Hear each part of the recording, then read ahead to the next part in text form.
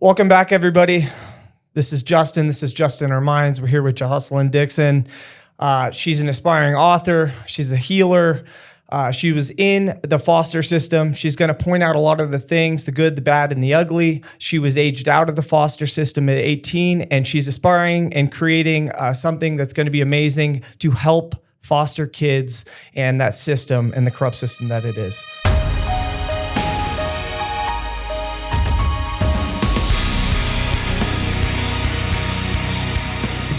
First and foremost, thank you so much, Justin, for taking me on your podcast.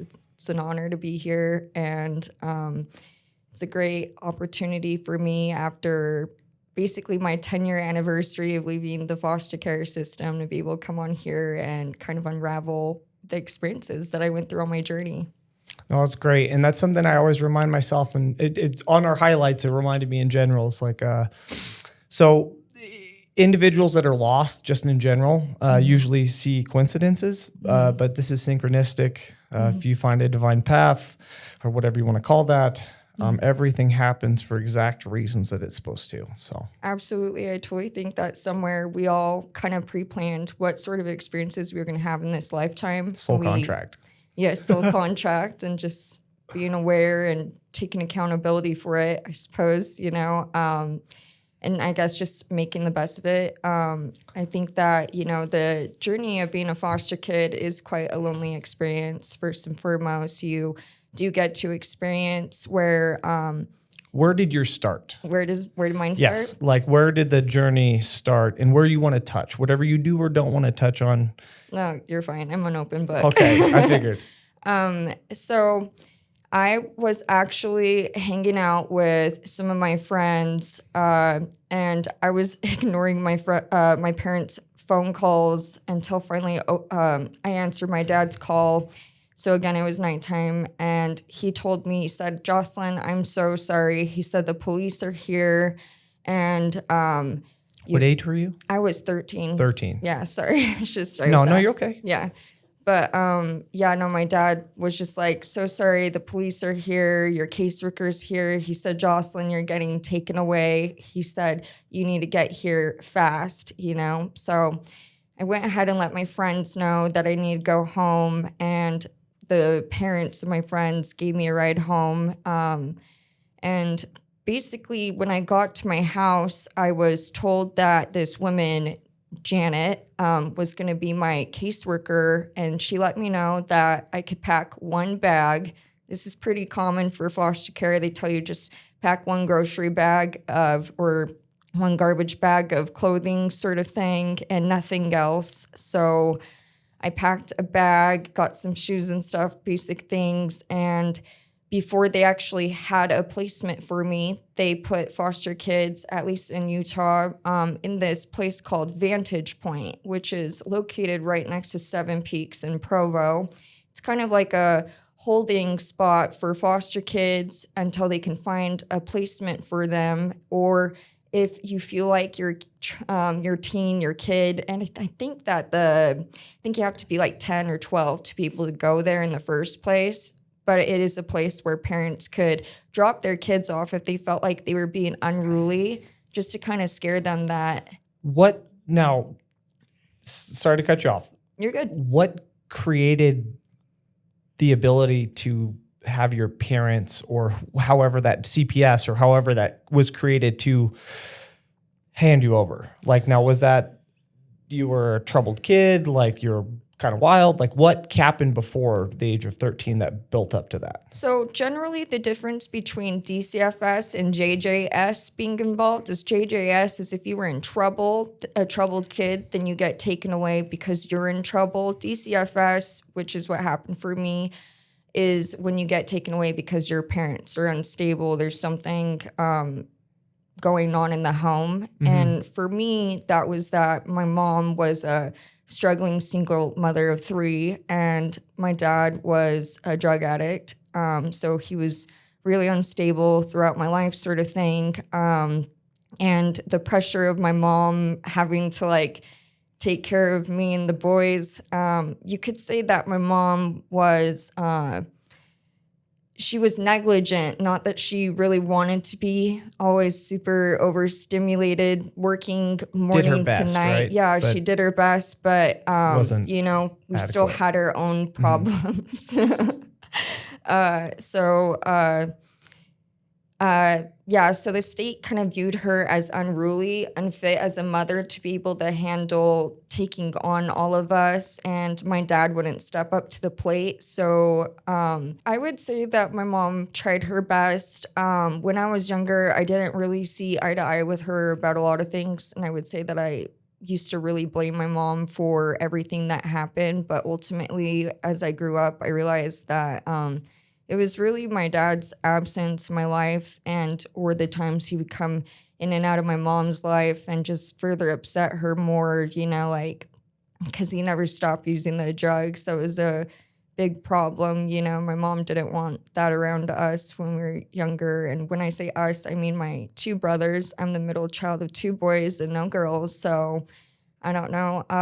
Makes sense with the toughness. We were roughhousing, Yeah. you know, and it was a little bit much to handle. Yeah. And you know, just being locked up at home all the time and pretty much being told that we couldn't go hang out with friends and stuff. Like, it kind of already granted us to be a little unruly, because the only way to really go out and hang out with friends was maybe to sneak out or something. But And usually those strict attributes of like the things and not being told why, usually indicates or creates that chaos. Right. I know it happened with me too. I'm like, oh, I want to experience all of it now. Oh, definitely. I do think that in even becoming a parent myself, one of the biggest things that I've found in people's lack of parenting is that they'll just tell their kid no and not really explain why. But really, when you explain why, then you can actually grant your child the opportunity to connect with you and your wisdom and build some respect for your mindset, like your mindfulness about life. You know, it's not just being told no. When we get told no, we're like, I'm going to do it then. And treating kids like people. And I realized that's the big difference. It's not like no, because of this. Because I was teach them to stand up and talk. And then the second I did that, you know, same with our system, our Rockefeller school system, Right. is the shut up and sit down and listen. And so like Basically. most kids aren't heard, unfortunately. And then we get raised through our parents' ego of who they were never, instead of like letting your kids become the person that they are supposed to become. Right. And Absolutely. I'm sure there was lots of scarcity and things like that. And, you know, your mom, your dad, they see the ugliest things of life, and they weren't capable of saying no in aspects. And then so it's a scarcity mindset. It's a fear thing. So then they impede the fear onto you as an individual, as a kid. And then your walls are tight. And I grew up in a pretty strict household with my mother just trying to lock things down as best as she could. I would say that me and my brothers were a little unruly at school. For me, it was my opportunity to be able to gain back some kind of control over my life, where I could tell somebody no. I could And you stand probably up weren't- for myself. I'm sure too, you weren't raised on like ethical structure or like, because it's a rule of thumb. Same. It was there was an EQ at the house. It's your mom's and dad, unfortunately, same. Well, Right. they did their best, but it's not something that you are raised with emotional intelligence. It's very like opposite. It's a pivotal point, but you don't see anything but what you know. Definitely. You know, and then we're recognized as like demon children and blah, blah, blah. And then that's probably what we're told too growing up. And there's definitely a big difference between being raised in survival mode versus being raised with like a lot of home and loving support. Those kids that got more of their parents' involvement in their life, they did better in academics and stuff like that, because they weren't so worried about anything else, distracted by something else. And, you know, when you're in survival mode, it's almost even hard to obtain information because your mind's not even in a place where it can fully grasp those things.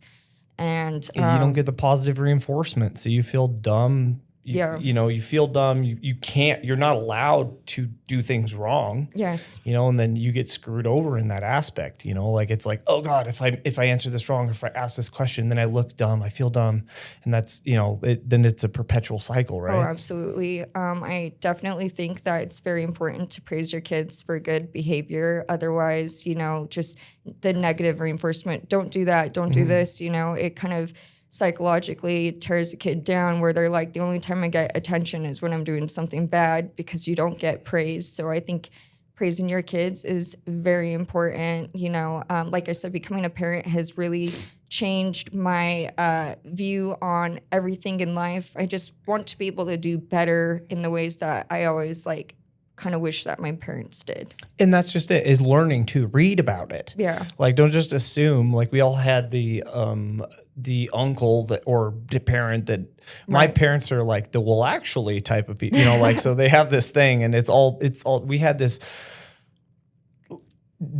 chat GPT that wasn't accurate our whole lives, type of deal, it's always like this weird family ethos and like these weird mythical stories. And then later on you're like, damn. And even just back in the day, there absolutely was not as many mental health resources or anything like that. You even watch old movies like back in the 80s. I love those movies, honestly. But Big Trouble in Little China is one of my favorite movies ever. Oh, I love Pretty in Pink, 16 Candles, 100%. Fast Times at Ridgemont High, all those, you know. So it's but when you listen to them talk, they kind of have a really basic way of expressing themselves that's not so in depth as it has become now with the way that our mindfulness has expanded. You can see the emotion too, right? Because you totally in 16 Candles, you could see her going through it, but she doesn't know how to vocalize it. Right. And then what happens, you see the archetypes of egos and different things throughout that. And it kind of showcases that without explaining it, right? Absolutely. Yeah. Because I think now, too, we're in a bell curve. Because now I think people sometimes are too vulnerable and they're now too soft. Right. And hopefully there's got to be somewhere in the middle. I think you got to support your kids' wins, but you also got to let them lose. Yes. And even with my nephews, I noticed I'll do the, oh, no, I didn't feel a thing type of deal. Not so that said, but then it's like, nah, they get hurt. They do. With my ex, Frankie. Yes. And that was something that she would always be better at, when I'd see her around, because she was one of the ones that was around with family with me, and she was give them a sense of empathy that I didn't. And I'm like, oh, I need that too. I need to be able to showcase that. You have to have both. And that's what makes the masculine and feminine that we all have. It's and it's usually people are on one side or the other. And that comfort in general helps people grow, constructive criticism is one thing, but just criticizing someone, no one does much with being criticized. So there's definitely a healthy approach to everything. And if you can aid somebody with love, then they feel more safe to make mistakes and talk about them, not just keep it to themselves, sort of thing. Exactly. Yeah. Treat not like a hot because then you raise kids to be this thing. And I mean, I don't have kids, so some people are like, what do you know? I was like, I've read 3 books on what it is to be like an adult that listens, because I realized that's what we didn't have. Right. And it is that. It's like, why? Yeah. And then if you can figure out, they ask the questions, because a lot of get shut down, that are that get yelled at a lot, and it's why did you feel like that? And they're like, I don't know, and they don't feel comfortable because they think they're going to get in trouble. Yeah, you've shut them down so much. Yeah, if you can navigate those waters, and that's when you create a healthy individual, right? I think soft parenting works. There's a lot of people who are like, soft parenting doesn't work, but I truly believe that it does if you start with soft parenting from the beginning. It depends on what level of soft you have. Yeah, well, that's true too, because it's just even the difference between if you were to reprimand your kid for something, you don't need to yell at them. Using a sterner tone is actually the way to make them see that you're being serious. Yep. And that's still a soft form of parenting versus yelling at your child.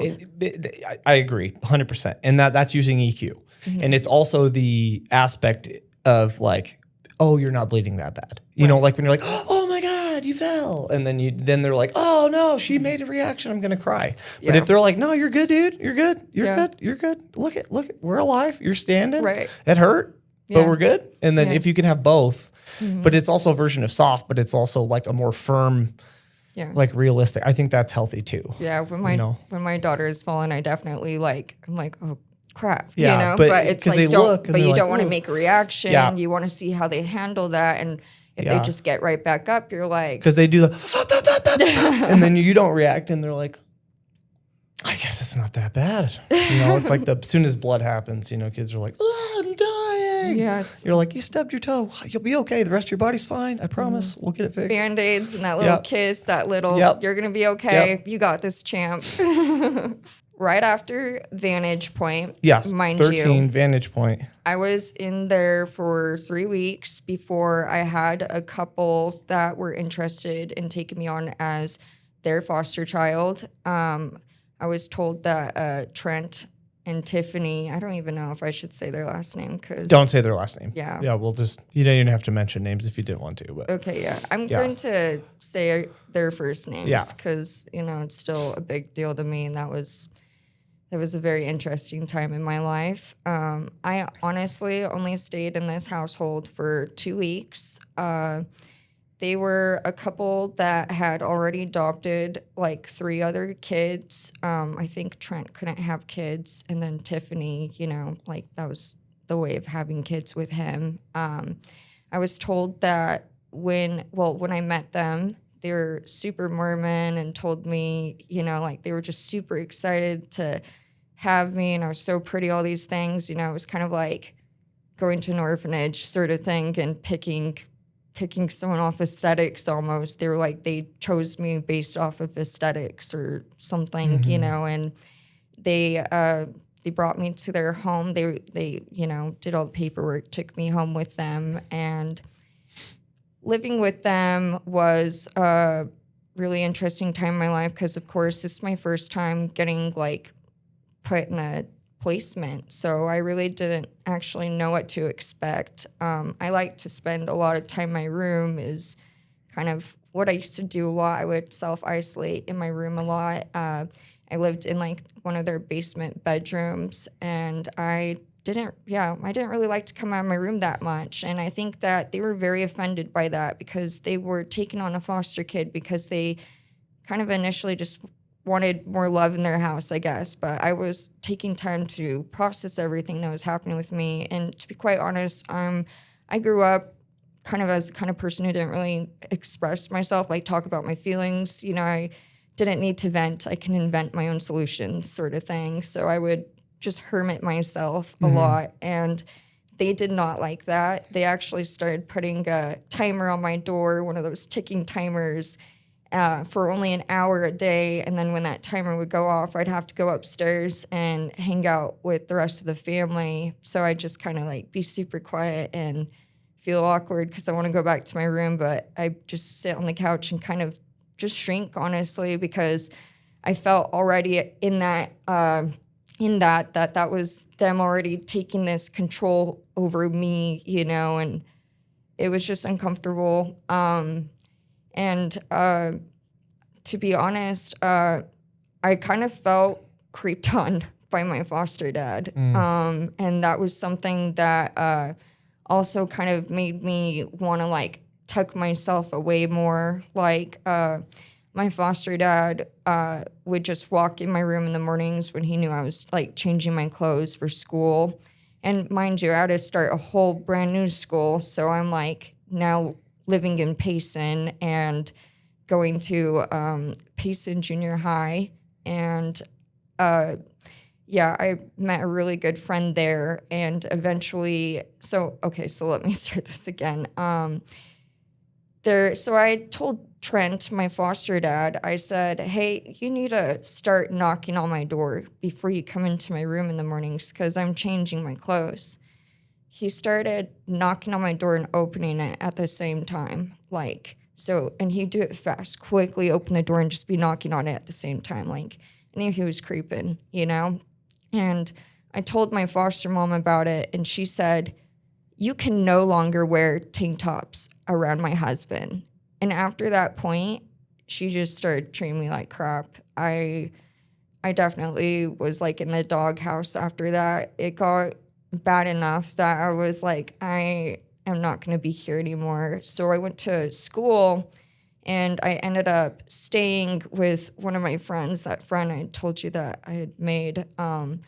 And I didn't want to go home. I knew at that point it was kind of like I wanted to run away. I just wanted to stay at her house. But I think her father was a cop or something like that. And they were all well aware. Everyone was well aware in the neighborhood that I was a foster kid sort of thing. So they ended up getting a hold of my foster parents, which I suppose was a good thing because I think they had reported me as a runaway.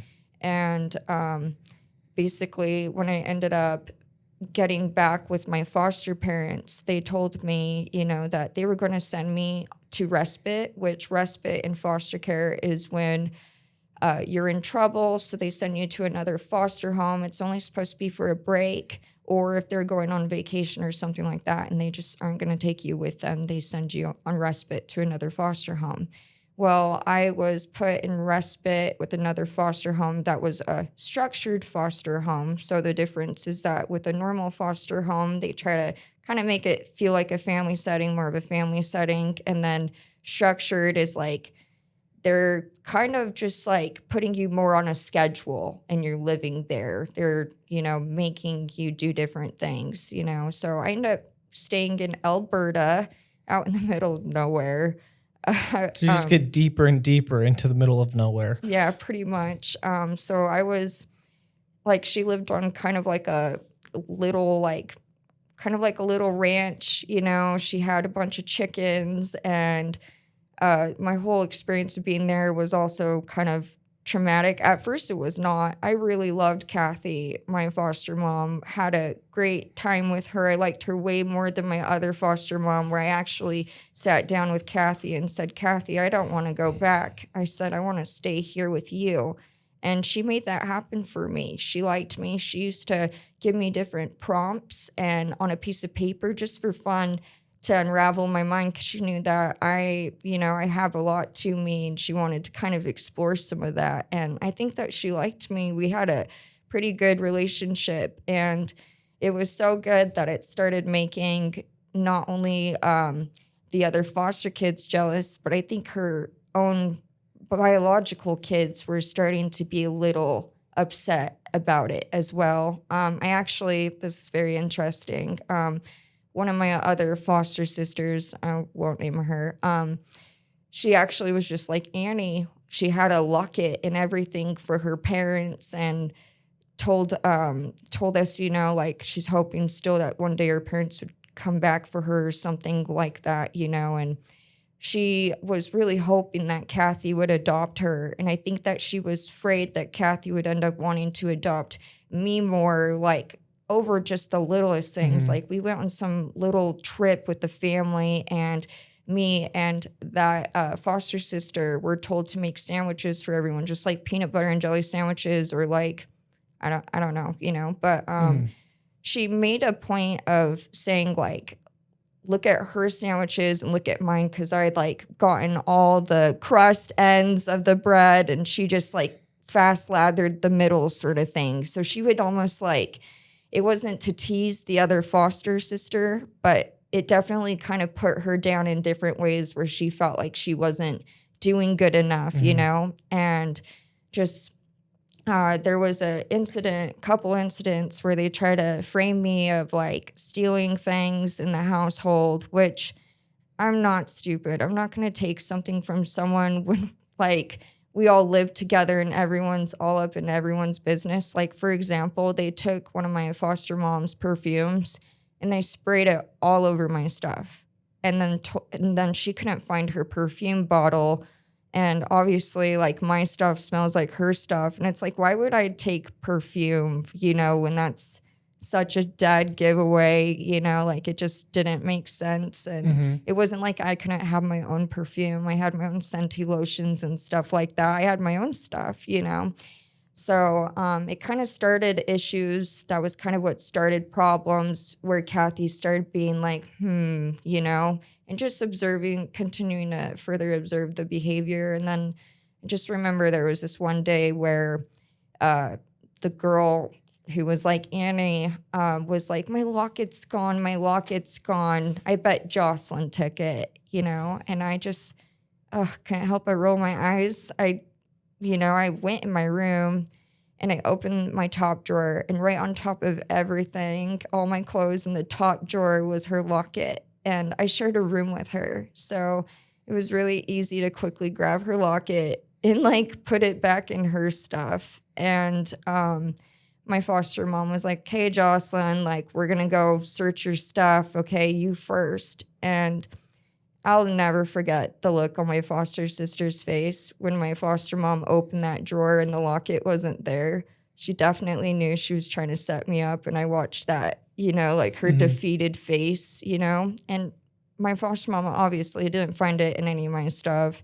And she went through her stuff too and found it on top of her stuff and was like, that kind of caused issues between them sort of thing. But I don't know. There was just petty fights that were happening in the household, and I never had sisters before. And, in elementary school, I definitely didn't let anyone pick on me either. Back then, I was quite assertive, so I definitely had my own little share of having little fights with the girls, getting mouthy. And it just got to a point where I was in the doghouse. There were so many things they were trying to kind of pin on me frame on me. And there's usually one kid in the household that gets the crap end of the stick with everything. It's almost like if someone's mad or if there's just anything going on, then you're the one who kind of gets the attack, I guess. And it seems like it's been across the board. Your light shines a little bit brighter and in a different light than the two foster moms, maybe even in your household with your parents or your mom and your brothers. So it's been a similar stepping stone for you for each household. Do you think you're going to get this thing? Because it reminds me of Matilda. I don't know how Vantage Point was, but automatically I think there's just some bitch in there that's so hopefully that was, I don't know if it just seems like it was a perpetual experience so far. Yeah. And then how old are you? So you were 13 going in. Yeah. So, and are you still 13 now or yes. are you? It's because I was only at Kathy and Trent's house for 2 weeks when I ran away. And so they put me in another placement with Kathy. And like I said, that was a structured foster home. So we had some different other chores and different things that we had to do. But when I'd gotten in trouble, one of my punishments was picking up a bunch of gravel, clear over here, her house, right here, picking up gravel from over here in a bucket, having to carry this huge bucket inside to show her that I just filled another bucket, and then going and dropping off the gravel behind her house where she wanted the gravel to actually be, So I had to do that for hours a day while some very all the blue-collared punishment. While the girls were looking out the window, sticking their tongues at me and stuff like that. Cinderella, right? Yeah, Very Cinderella archetype. So, and that's funny that you said that because Cinderella was my favorite princess Makes growing sense. up when I was younger. I actually watched Ever After with Drew Barrymore last night. It's my favorite romance That was still movie. when I really liked Drew Barrymore. Yeah, She's crazy now, but that's what happens when actors and actresses, you actually see what absolutely burns the fire in people. But so now, what was the conclusion for Kathy? What happened? It sounds like we understand it just got to foreshadowing. a point where this wasn't working anymore, and they called my caseworker, in which I wish I would have called my caseworker. I wish I would have called my caseworker and actually told her about how I felt creeped on in the first house. It's not like they were I don't know. I think this is part of where the system can get fixed if they haven't already changed this, is that, your caseworker should be calling you at each placement maybe every 2 weeks or something, or maybe at least once a week after you even get put in the placement. But it's hard, right? You're 13. You feel out of place everywhere. Yeah. You want a home. Everywhere you go doesn't feel like home. Your home probably didn't feel like home. You're used to chaos anyways. So the nice people and all these things, you just feel out of place. I did. Yeah. And then how long were you with Kathy? And then what was the next experience? I was only with Kathy for 2 or 3 weeks. Okay. And then my next placement, they were talking to me about my caseworker, Janet, was like, we're looking for another placement for you. But because I had ran away from the first home and didn't really explain that it was because I felt kind of sexually preyed on and stuff, it kind of just with the second placement and the little problems that were going on there, it just made me look like I really had some like structural issues, like character issues. And they said that they were trying to find a group home for me to go join. She'd mentioned a few different ones, but eventually I got approved to be a part of Young Women's Empowerment Center, which is in Ephraim, Utah. So just send me right back out in the boonies. You know, there's like I don't know, you're like in a bowl out there with the mountains and there's like a one-way road out. So like, and that was a very interesting experience as well because there's 12 other girls in the group home. So I was one of the 12, and I was basically the baby the whole time, being 13 years old, being in the group home with girls all the way up to 17 years of age. And I can't imagine these women are the most ethical. Not saying anything bad about, they're underage. I get that. But usually the rule of thumb from group homes and things like that is there's a lot of trauma there. So sure you get an interesting blend of young women. Yeah, there was a movie I'd watched in Vantage Point called Homeless to Harvard. And in that movie, this girl gets put in a group home and some of the other girls put bleach in her shampoo or conditioner and she takes a shower, and just starts screaming bloody murder, and it's just like watching that movie before even getting put in a group home, I was like, oh man, like, what am I up for? Like, this is going to be like, like I can't make friends in there. Like I already knew like it would maybe not be the best situation. I'd really have to be on my defense with everything. I don't know. So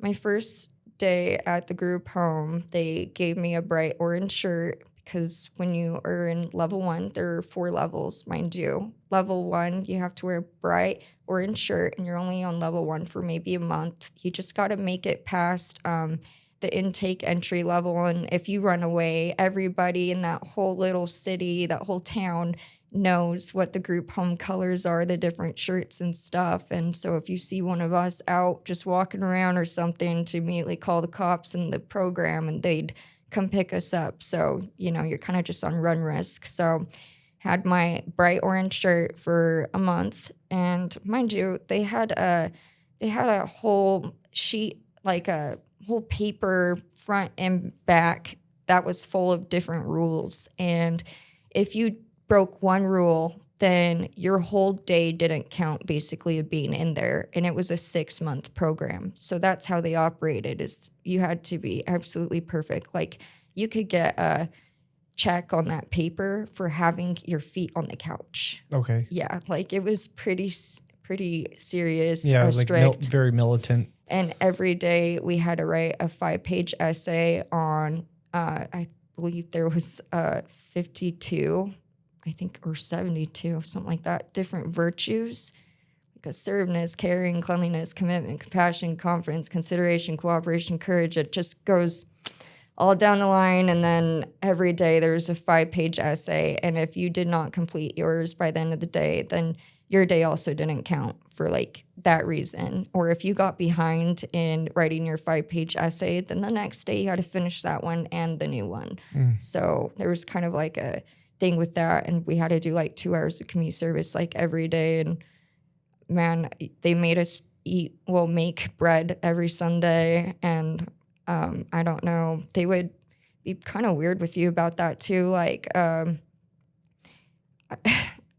mean to like, I don't know. All the staff members in there were kind of bigger women, and we're kind of skinny when we all kind of get in the program, but when you leave, you gain weight because they only feed you starchy things. It's almost like a bunch of bigger women who are bullying you to like gain weight because you're so thin, sort of thing. Like I remember telling them I was full, and they basically told me that, like I couldn't leave the table unless I finished that or something like that. Yeah, finish like your whole plate type of mentality. Force you to eat, and then they wouldn't let you use the bathroom after eating food in case you would maybe go throw up in the bathroom. They did this to everybody. It was just a protocol that if you were in a situation, if you were in a situation where you really need to use the bathroom, they'd let you use the bathroom, but you had to sing the whole time so they knew you weren't puking or something.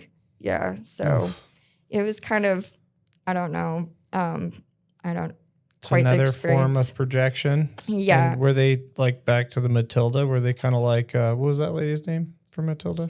Miss Trunchbull. Were they that kind of lady? Definitely. Man. Some of the staff were really cool, and some of them were like, oh, great, like she's working today. And all of us knew we really had to be on our best behavior that day for certain, people. I got really close with a staff member named Cammie.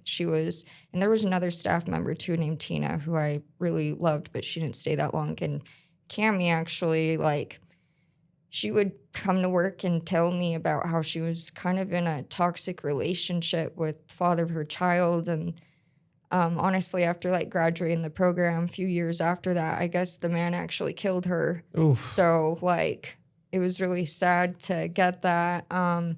And okay, so going back a little bit, I was already breaking rules when I started the group home because I really like piercings a lot, and I had my belly button pierced, and that was against the rules, but nobody was like, it wasn't a strip search or anything like that, so nobody really knew that I had my belly button pierced unless, I showed it to some of the girls, and I eventually did. Are you still 13 at this point? Yes. Okay. Yeah. Just making sure. Yep. Still 13.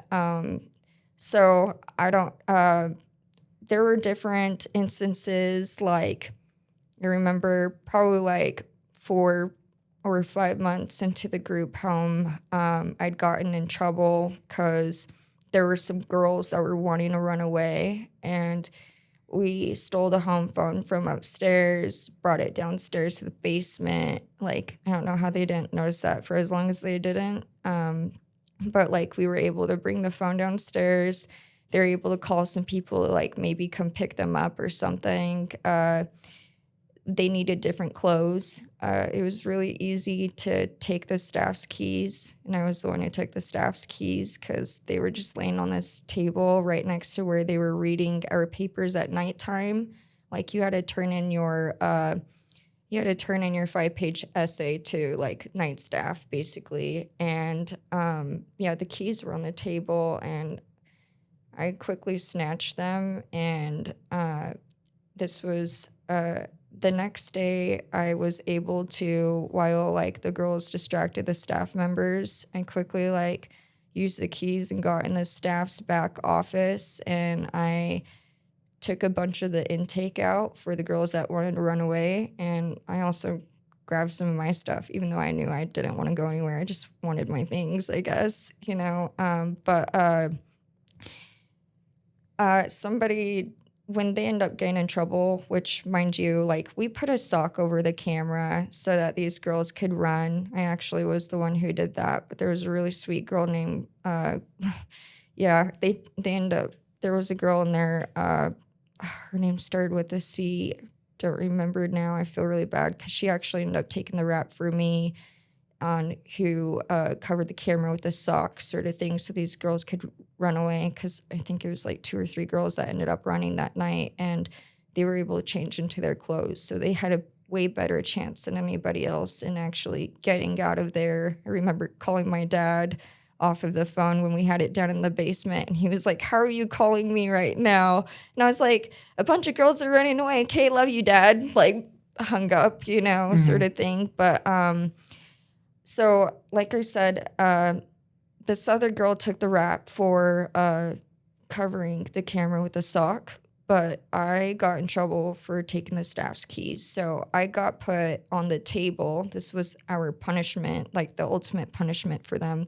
And the table is basically where you cannot interact with anybody, you cannot talk, and you have to write a huge essay. Basically, I think mine was like a 1,500 word essay, and it was just the same line over and over and over again. And on my way here, I was trying to remember what it even was, but such a traumatic thing in my life. I don't even remember what I had to write down 1,500 times. But I'd been at the table for about 3 weeks, and I'm not going to lie, I definitely had some enemies in there, had some girls in there that I really didn't like either, but me being 13, going against these girls who are like older than me and stuff, that was quite the experience. I remember like I said, I had been sitting at the table for 3 weeks. And then finally, I was just at a point where I really just thought, like, none of these girls really want me to go home. We are crabs in a bucket. As soon as you get close to going home, they're going to do things to try and sabotage you because they're not close to going home yet. You know, it's misery likes company sort of thing. And I really had to, like, I went through this just mental sort of shift with myself where I was just over it. I knew that More chess and checkers, very exactly. analytical. You know, I checked myself. I finally was like, I'm never going to get out of this place if I keep doing this or that, or, you know, fighting with these girls. Like, it's what they want for me to, like, not be able to, like, leave, basically. And so I ended up telling one of the staff members, telling on myself for everything. You know, yes, I did take the keys. They already knew I did, but I never admitted to it. I was like, yes, I took the keys. Yes, I did this. Yes, I did that. And I had my belly button pierced. And I took my belly button piercing out and I gave it to the staff member. And they said, Jocelynn, I was supposed to be on the table still. They said, Jocelynn, they said, you're ready. You're ready to join group again. So I ended up joining group that night, and the girls that didn't like me, which wasn't the majority of them, there was just like a few of them in their own little girl gang, because they're definitely cliques. They were like, oh, Jocelynn's got her belly button pierced. Jocelynn did this. Jocelynn did that. And it was like one of the most empowering moments in my life when the staff member was like, we know. She already told us. And then you have accountability, so that's where they can start trusting you. So I went and sat down on the couch with the rest of the girls, and you know, I just rejoined group. And then there's so in level 2, you get a purple shirt.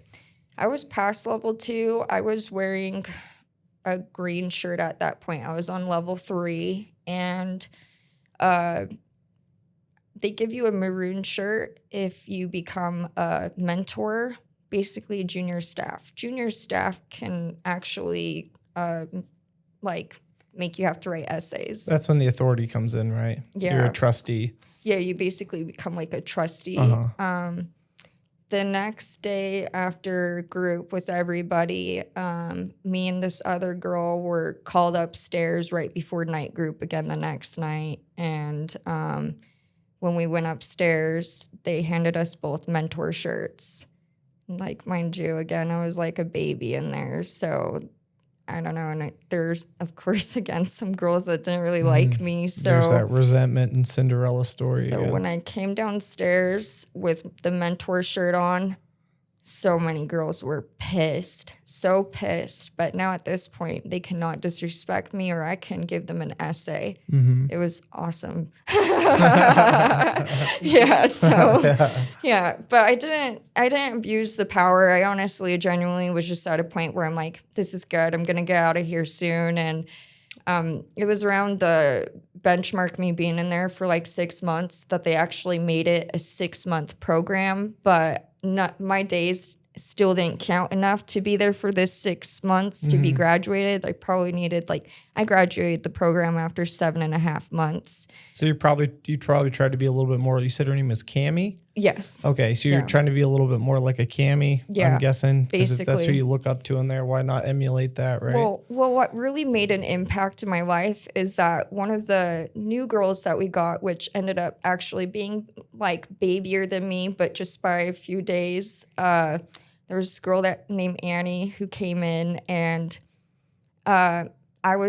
she was assigned to me as, like, with me being her mentor, because you would be over a few different girls, and then some of the other mentors would be over some of the other girls too. So she was put under my wing, and I love looking back at the memory, even though we got in trouble. But like the first night that she came in, she actually was sharing a room with me. We stayed up till like 4 or 5 in the morning, just talking all night. And we both ended up getting essays because we'd stayed up so late just talking. And I, just want to give a RIP out to Annie, because her boyfriend killed her. Yeah. So it's very common for girls to get in toxic, abusive relationships where, like, I think there was another girl named Suki, R.I.P. Suki, who ended up being killed by someone else too, or, some situation like that. So she actually was, I don't know, Annie was the incident where there was a girl found in the Jordan River several years ago. So just really kind of traumatic, but she was such a cute girl. Really liked her a lot. And so that whole experience of being in the group home was very interesting. And actually, so how it all kind of ended was I was finally told, Jocelynn, it's your last week here. And then you can go home. Like, they were so excited for me. Everyone was so excited for me. I actually developed a better relationship with all the girls that I didn't really have a good relationship with. So we were able to patch things. You could see kind of more of how I wasn't trying to fight, wanted to work on myself. And I think it helped other people work on themselves too, just different relationship, and I was, so ready to get out of there. I was told that I was going to leave that week. And then it was probably like 2 days before I was going to be leaving that they'd gotten a phone call that my mom had gotten into trouble. And because of that, I was not going to be able to go home anymore. I was going to have to go to foster care again. So I had a really bad panic attack. And that was just kind of it for me. I ended up getting put in another group home, another foster home after that. And so the next one, you're probably about 14 now, give or take? Yeah, definitely going more into that age. Yes. Yes. I'm trying to remember what the date was when I had left the group home. I definitely turned 14 when I was living at the next placement. So I was put in, I think I went to Vantage Point again before they put me in a placement. Yeah, I did, because I remember being told, okay, your next foster mom is going to be a woman named Stephanie.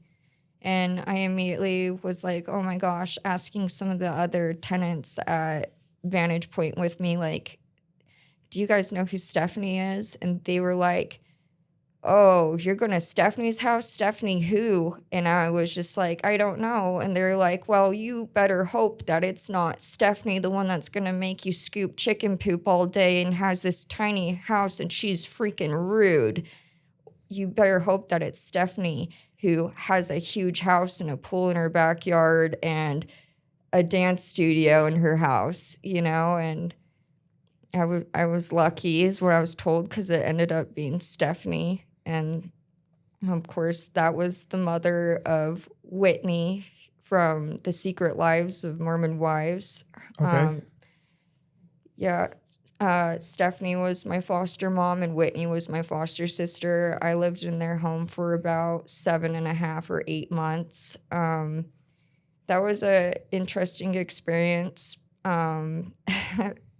Stephanie had a huge home. She had like 5 or 6 different foster kids. I mean, they're banking probably between 800 to 1,000 just for housing us, And that's each, right? Yeah. Yeah. And that's a problem too. And I was going to bring that up, is a lot of foster families, they look at you as a dollar amount, Yeah, not just a dollar amount. Not but all of them. I shouldn't say that, because there's Kathy and other people that are probably totally good people. But and I was just trying to add, not just a dollar amount, but it's kind of like the movie Annie. Oliver Warbucks in adopting Annie or taking her, and he originally didn't even really want her because he wanted a boy, and then he ended up kind of being fond with Annie, but his whole reason for even taking foster kids in was to make himself look charitable. It was for his image. Their clout. Exactly. Like, I take care of his foster kids, So Stephanie, living at Stephanie's house was kind of how do I want to go back talking about that one? Dang. Sorry.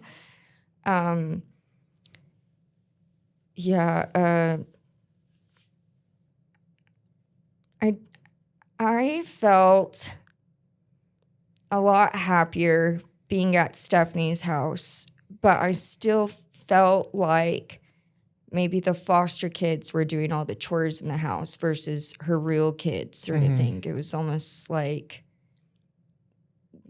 I don't know, we were the servants of the house, basically. Still deeper into the Cinderella story, right? Yeah. Like, Yeah, but you have it's probably a hard paradigm because you have or the devil's advocate, whatever you want to call it, double-edged sword, because you graduate to this extravagance, especially if you have the polar opposites of Stephanie's and you get the good Stephanie. right. And then you go there and then you have all the things that you'd expect, materialism, all the things that you'd expect, like probably dreaming of from a foster home. Oh, yeah. And then you get there and then things, as time goes on throughout the 7 months, you're like, ugh. Well, living with her was like all of her Warbucks. You're Yeah. like, oh, dang, like there's a pool in the backyard. They had a dance studio in the house.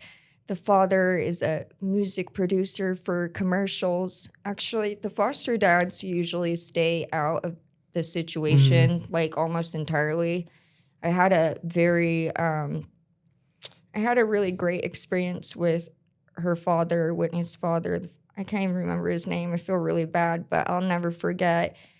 He had a grand piano, big, beautiful grand piano in his house, and I was trying to learn Moonlight Sonata by ear.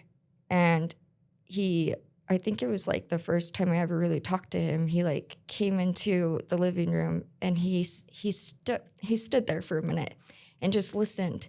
And he said, "You're not playing that right." He said, "Let me show you."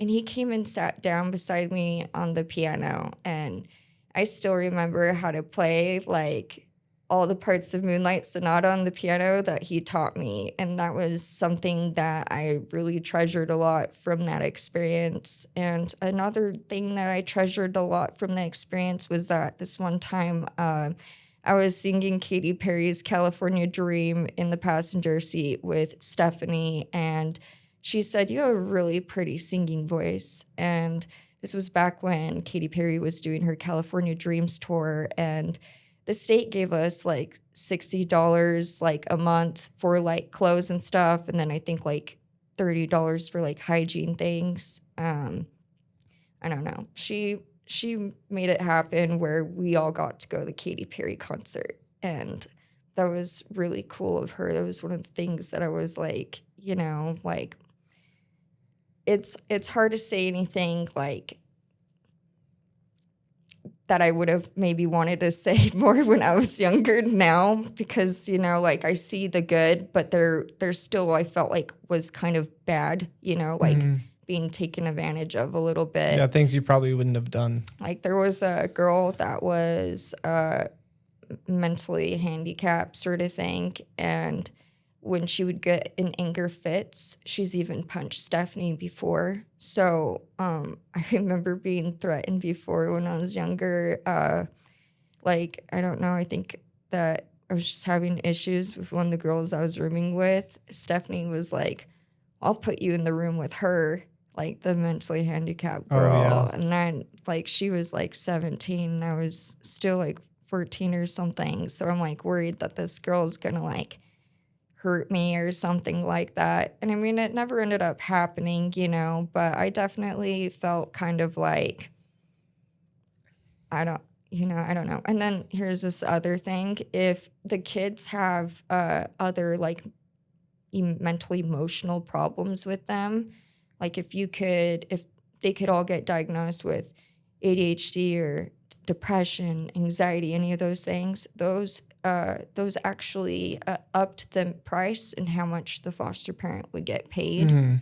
And Stephanie was the only foster mom that I had that hired some psychiatrist to come to the house to diagnose us with evaluations. things. Yes. And I remember the women trying to tell me that I had like major depression and stuff, but I don't think I was majorly depressed, actually. She was like saying, "Oh, I'm sure you feel like you have dark clouds, like just always above your head and stuff." And it's like, honestly, I think that instead of just diagnosing someone with things like that, you really do need to take an understanding of like the environment they're in, because obviously if they're in foster care or something like that, they're probably going to be kind of depressed. It's not actually that you have depression. It's like you're in a crap situation in your life, you know? Like, it's not really fair to just base it off of that and then just like numb you with like pills or something like that. And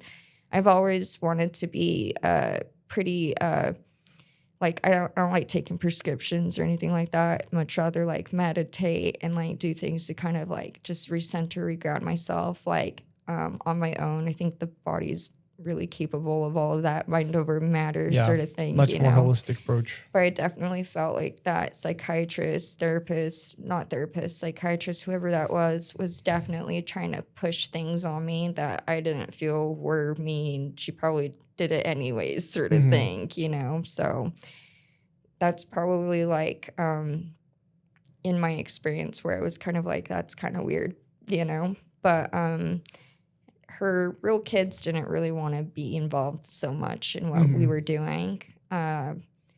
Like even Whitney, for example, like I know she'd kind of just almost like roll her eyes at her mom about different things, kind of like, you know, like you handle that mom sort of thing. She wasn't super involved in anything, but something that I do remember about Whitney was she had made this whole, like, she just choreographed, what is the word? She had this. Choreographed? Yeah, she choreographed this whole like dance routine and did it in the mirror to a song from Dan Black, Symphonies. And that is something I'll never forget about her. She really is a dancer. And I always knew that of her. And she just did Dancing with the Stars, and her performance was very beautiful. Yeah. But I don't know. So after I guess that'd be hard too. Like if you don't have a say in anything, you know, like just same thing as you in the LDL's household, and you just want to chill in your room. Like I'm sure that's gonna be hard too. You're like the kids across the board. Like you're like, I didn't want to sign up for all this. I don't want to get punched by a 17-year-old mentally handicapped girl. Like, you know, so I can understand both sides of that too. I'm sure that's interesting. Yeah, I've always been pretty small. So she was big, very tall too. Yeah. So I'm like, no. Between that for you and Whitney and everything else, it's just like all the kids got kind of thrown into it, you know? Yeah, there was a lot going on with all of that. Yeah, but after her house, I was put in what's called a trial home placement with my grandma. And trial home placement, they're just putting you in the custody. Well, not even in the custody. You're still in state's custody, but it's almost like they're making your one of your family members kind of almost like a foster parent, but they wouldn't say that they're a foster parent. It's just you living with them. And they just want to see how that works out. They want to see if things can go okay, if that can be a permanent residence for you or not. And honestly, so I was 15 when I got put back in with my grandma. Well, I got put in with my grandma. And yeah, I kind of rebelled. I honestly was going out a lot. I finally felt like I had my freedom back. Like state was out of my life. Now I can kind of almost do what I want again. And I got some underage drinking tickets, and they knew my dad was a drug addict. So it's hard. I'm sure you have way more freedom with your grandma. Absolutely. Yeah. But she was also very strict. Yeah. Like her name's Karen, and she's the epitome of Karen. I know all these ladies that you've been saying, and the way you say their names, like Trent, Tiffany, yeah, Janet, Janet was cool because she was like dyke lesbian. Yeah. So we vibed, but at the same time, it was like, she was cool. Yeah. They're always the funniest because they know they have to, like, they don't have to be, but they choose to be. They're usually comedic, right? Yeah. They're like, she used to tell me about how she had a wife or girlfriend or whatever, you know, and I was just like, that's cool. Yeah. Like, my caseworker's a lesbo, you know, like, I'm just young thinking, hell yeah, you know? Yeah. But, no, so, but yeah, like, so I got to stay with my grandma for probably 3 or 4 months before they took me away again because I got underage drinking tickets and the pattern of just having those. I don't know. I guess I should talk about the time I overdosed on alcohol. You're 15? I was 16. Okay. Oh, how does this work now? So maybe it was 16 that I went to maybe I turned 16 while I was at my grandma's. I'm trying to remember that whole time period, how it all laid out, but. Yeah, basically it unfolded a little bad, and then we'll get into the alcohol right now. You can talk about that, and then we'll move on, because you still got 2 more years, right, before you're phased out. Yeah. Because I want to get to what you would like to do in the books and everything too. So yeah, no, you're good. So I remember that it was probably 2 weeks before graduating my sophomore year of high school that me and just one of my girlfriends decided to drink together. Actually, we went to school that day, and my friend was like, "This is boring. I'll have my mom come pick us up after lunch, and we just go back to my house and drink." And obviously, your mom didn't know about any of that, but she was like, "My mom doesn't care," something, And I was like, "Cool." So we went back to her house, ditched school on a Monday, and went and got super drunk at her house. And I remember her telling me I could only take one more sip. And she's probably going to watch this, but honestly, her house was kind of boring. And I decided to chug her bottle. And her bottle already didn't taste like anything to me at that point, And I was not thinking about what was dangerous, or anything like that. And you're not the biggest individual, No. For every ounce, for every 10 pounds of body weight of alcohol. Yeah, no. So I ended up overdosing at her house. She fell asleep and I fell asleep, but I guess her parents maybe they saw us and they woke her up, and I wouldn't wake up. And I started foaming out the mouth and stuff. It was bad. So they called my grandma and said, "Hey, she's passed out drunk. She can sleep it off here. You can come get her." My grandma was pissed, so mad. So she brought my older brother over to come get me, basically. And it was good that they did, because I would have died. And my brother had to carry me, into the hospital and stuff. I remember, I'm 16. I'm in the hospital bed, and it's just that whole scenario that you don't want to see, where you're looking up and your family's in a circle looking above you. You're getting your stomach pumped. Okay, my stomach pump, got 2 tubes down my throat, and the doctor is like, "Do you know why you're here?" He said, "You drank the amount that should have killed a man." It was a 0.43 alcohol thing or whatever, beyond, I was on my way out. And so it was because of that they were like, "Okay, we're going to put you in proctor care," which is like foster care, but it is stricter. It's more also program related. So maybe there's another program that you go to after school, and your proctor parent just kind of takes you on to and makes you go to this different program or whatever. But this is the placement that irks me the most out of all of the placements that I had been in.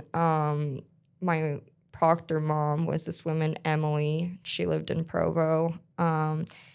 Emily I was told, was super Mormon, and she was not married. She was 36, didn't have any kids, and she was a therapist. So I kind of just thought to myself, "Oh man, am I going into a crazy person's house? How come she's established like that, but doesn't even have a man in her life or anything, So it's nighttime. We're knocking on Emily's door. I'm supposed to be coming in. This is the first night. And right before we go to knock on the door, a police officer leaves. And I'm finding out right there that my only other proctor sister just ran away. So I was like, crap, just confirmed everything that I was worried about, sort of thing. And yeah, living with Emily was the household where I felt like she was trying to push her religion on me the most. And I'm sure at 36 too, she feels like a lemon, because I've dated 2 girls that were LDS or prior, and if you get to a certain age, they just feel like they're worthless or they're over the hill, right? Right. And she definitely really wanted to take on me kind of like as a friend, someone to fill the void in her life sort of thing. But mind you, I like to be alone a lot, and I still do. I need my alone time like oxygen. I need my space. I'm an alien. No, I get that. Yeah, so like I spend too much time alone nowadays too. yeah, I prefer it. There's so much wisdom in the silence. Yeah. But anyways, Because what's that quote? If you're alone by yourself and you're bored, you're in bad company. yeah. You can't have that. Yeah. I just prefer to be alone. Need a lot of that time. So she didn't like that. She did not like that she had someone living in her house that didn't want to come watch movies with her. I wasn't allowed to watch rated R movies because I was 16. Like, they were very strict about even that, like it was really lame. She wanted me to go like watch a movie with her, but it's like, if I did anything with her, I felt like she was psychoanalyzing me, so it was like really, I felt like a creature. I like wanted to go back under my rock. Like a zoo animal or something. Yeah, I want to go back to my room. And so she ended up taking on another girl, and that girl loved church. So immediately they were homies, and I was in the doghouse. Like, I remember her and I had both gotten in trouble. I think we weren't in the car on time to go to school. Like, we were a little late, which was going to hold her back on her schedule because she'd get in her car and be like, you need to be in my car by this time. And we weren't. So we got what was called a demerit, and a demerit is a whole hour of cleaning. So it was like Sword in the Stone. You remember the cartoon? Yeah. One demerit. That's funny. Yeah, no. So she was allowed to fold her laundry to work off her demerit. And my proctor mom made me scrub the bathroom floor with a toothbrush. Like, that's how unfair it was. And she did not like that I brought tarot cards in her home. She actually tried to get the program to take them from me. And I just pulled the whole card where, like, that kind of goes against, like freedom of, like, speech, like religion, something like that. I just pulled something out of my hat back then, it was like, hey, like, you have your religion, but I, like, have my own thing too, and I believe in God and everything, but I'm not tied to any organized religion or anything like that, and I don't view it as demonic. I actually call upon God, my angels and spirit guides to kind of guide me in those sort of things. Because it's a form of prayer, and that's a weird thing about it is. And separation of religion and spirituality. It's not fortune telling to me. It's really checking your blind spots. Your cards will call you out in ways that, you're just like, darn it, shuffle those bad boys again, and you get the same answer manifested in a different response. You're just like, so yeah, you asked for it. But I like to grow. I do like to challenge my growth. And well, it's hard too if you're the longest you stay in somewhere 7 months, like, and each individual thinks that you're just going to be able to open up to them. It's like unrealistic. Like, you're like, oh, what? I'm going to be here another 6 months, maybe. You're going to throw me away. Yeah. Like, I can only imagine, like, that's because they all put their own ego into it, because they're like, well, I did this thing for you. Well, you're doing it for a reason. You're not doing it for the sake of humanity then, right? Yeah. So I was going to, at that point, I was in high school. I was going to high school at Independence High School, and I was going by my middle name, Olivia. So that's how everybody knew me as. And then after school, a van would come pick me up, and I'd have to go to this program called the Journey Program, which was basically like an outpatient rehab sort of thing. And all my proctor, like my proctor sister was a part of it too. So there were just like a few different proctor parents that were involved with everyone who would go to the Journey Program, but none of it was intermixed with other people going to other programs. It was all for this program. And, like, they tried asking me, like, what my drug of choice was and stuff like that. And it was honestly psychedelics for me, not even alcohol. And it was hard to, like, kind of get past how psychedelics could be a bad thing when they can, like, they're literally one of the only drugs that'll make you want to quit everything, including them. Yeah, it's all intent, right? Like without proper Yeah. usage, because we're either escaping from something or running towards something. Right. But then if we have a good experience, then we're chasing a dragon regardless, right? Right. And then so yeah, it can be a double-edged sword with all that stuff too. Yeah. One of my mentors in there was a guy named Daniel, and I'll always really respect that man. He made me feel not alone in that program because he was a very spiritual person himself. So he was the person who I felt like actually helped me in the program with understanding, hey, like psychedelics too, like instead of like knocking on the door to receive answers, psychedelics kind of like breaking that door down, like it's not just a fun vacation. Yeah, like you can achieve these different like states of wisdom and stuff through meditation and stuff. And he really got Give you like a me. shamanistic viewpoint. Like sounds like across the board, you've had at least one pillar in each one of these environments that kind of help ground you a little bit, maybe. Okay, definitely. So he was definitely that for me. Hope he still carries the apophyllite I gave him. I actually have moldavite around my neck right now, the extraterrestrial stone. That's amazing. Yeah, it's my favorite stone. I graduated the Journey program after I think it was 7.5 months again. That just seems to be my number. And they gave me a coin and stuff, and everyone's coin says something different on it. And mine said, keep it simple, because they know I think a lot. And the KISS method. Did you ever hear that? My dad used to always say that. Yeah. Keep it simple, stupid. Really? not that you're stupid, but no. I think it's funny. Yeah. Yeah, the KISS method. Yeah, I get it. Yeah, no, and I can overcomplicate things with my own mind. I feel like I live in my mind more than I live in my body, and that's definitely where I'm working on myself in my life. There's a Leonard Skinner or Shinedown, the Simple Man. That's something that's always played. It was interesting too, because I thought it was from my parents. And then, so my stepdad's the one that's been in my family my whole life. And he was like, we didn't really listen to that. But then my real dad one time, I don't really talk to him. He's a drug addict, things like that. We're more so civil. He's like a weird uncle to me. Oh, okay. And one day recently, he sends me that song. And I was like, that's so crazy, because I've always thought of a parent sending me that. And he was like, I've always wanted to send that to you.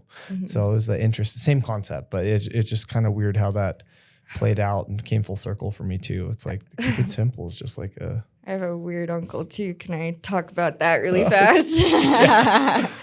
When I was 10 years old, my uncle was at my house, and he was not uncle by blood, uncle through marriage, and my aunt had actually already divorced him. So I was like, what is he even doing here? I kind of observed my mom's relationship with him.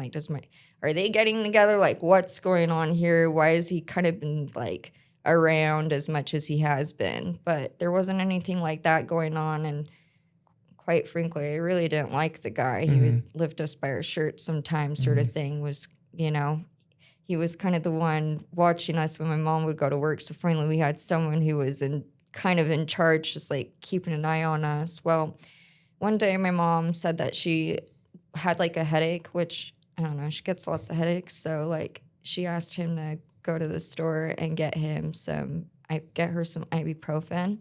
And he said that he would. And again, I didn't really like him, but I was so stir crazy in my house that I asked him if I could go with him, and he was like, okay. And I didn't even sit in the passenger seat. I sat in his back seat. That's how much I was still but I wanted to leave, And then we pulled into the Orem parking lot, and just as we were pulling up, 5 police cop cars came up and circled around us and held us at gunpoint, sort of thing. And I was just I was actually 11. I was 11 years old when kind of got held at gunpoint by a bunch of police, I'm like, what the heck is going on, And the police wouldn't tell me what happened, but they ended up arresting him. And later on, I found out it was because he had robbed a Colorado bank and a few other convenience stores, maybe a liquor store and stuff. And I just happened to choose in the day where you end up Oh my getting gosh, caught. that's wild. Yeah. At 11 too, that's a lot because it just doesn't make sense. Yeah, I was like, whoa, like, why are they holding guns at us? Yeah. You know, so that was kind of a traumatic time in my life.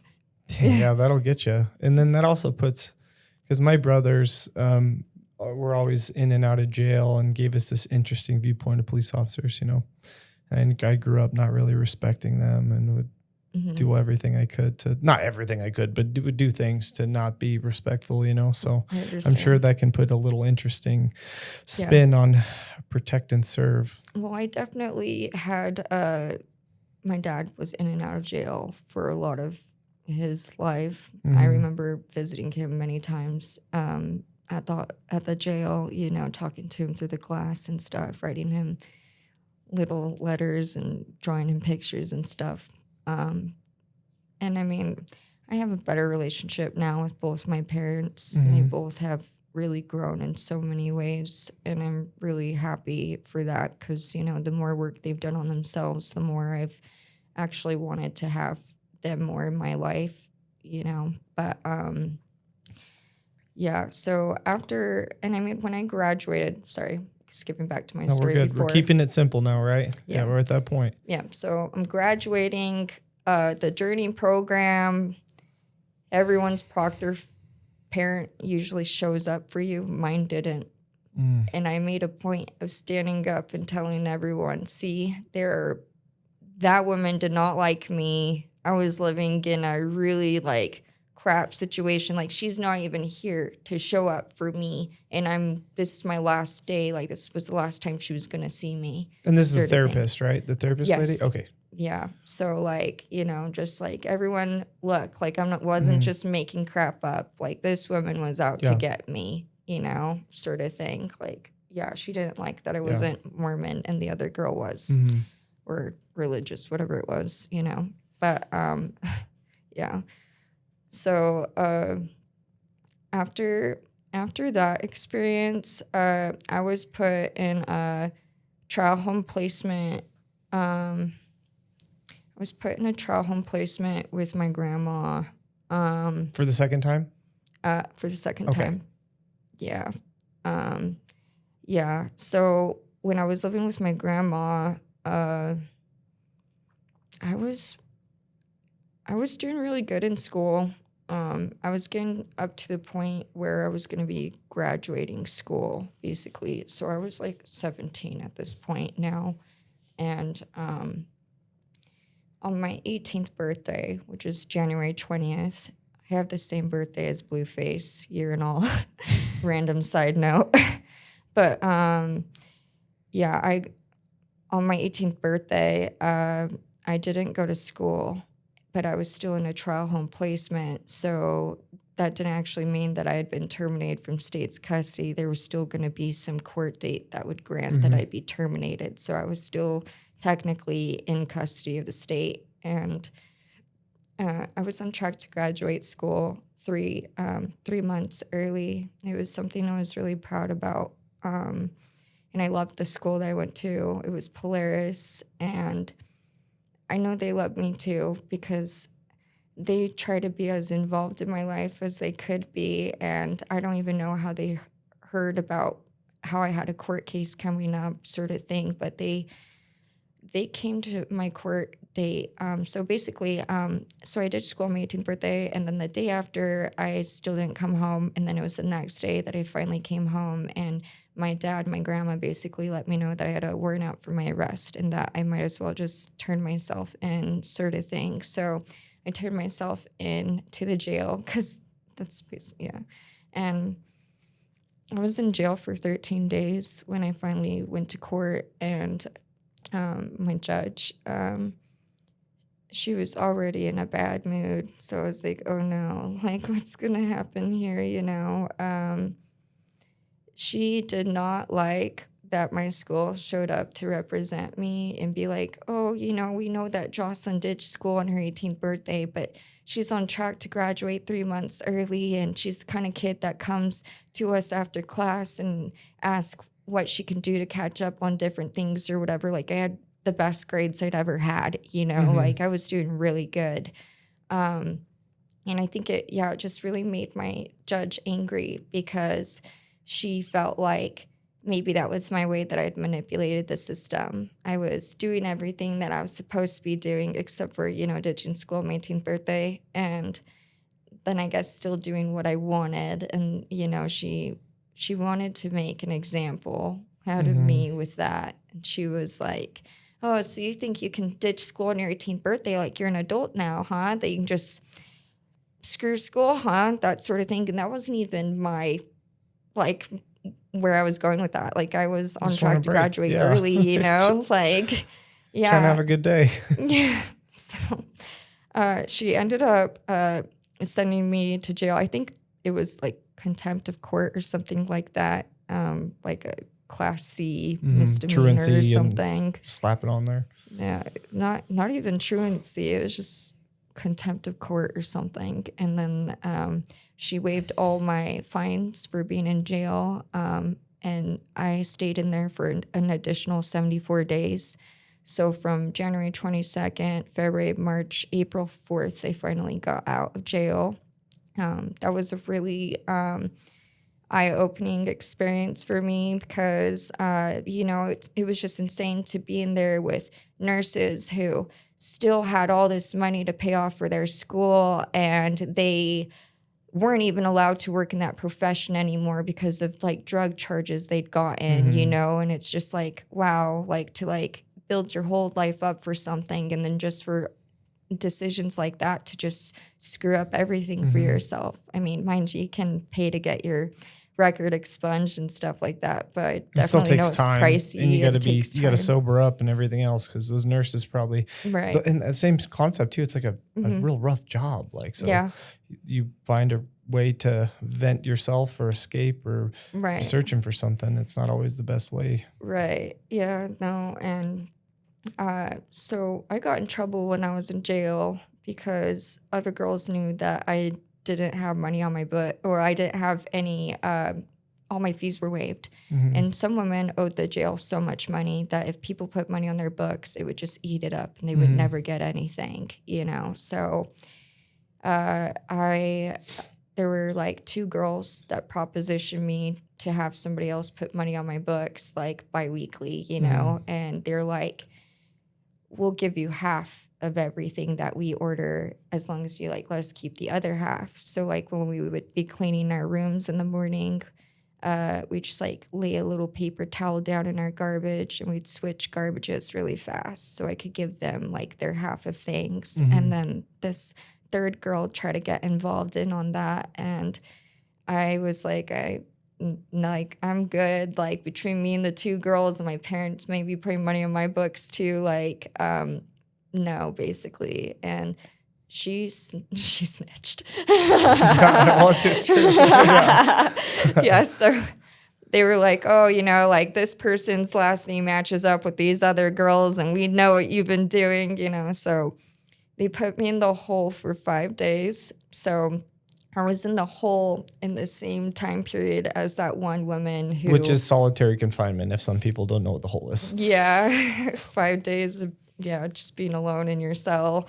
I had a little bit of money before I even went to jail, so I had my family order me the Twilight series, the Harry Potter series, the Divergent series. I was set up, and you can borrow my book for a candy bar. It's how dare you bend with the pages in my book? You can't read my books anymore. Silly. But I was doing people's packets, which is probably not good. But I ended up having to finish school in jail. So I actually graduated in jail, which is...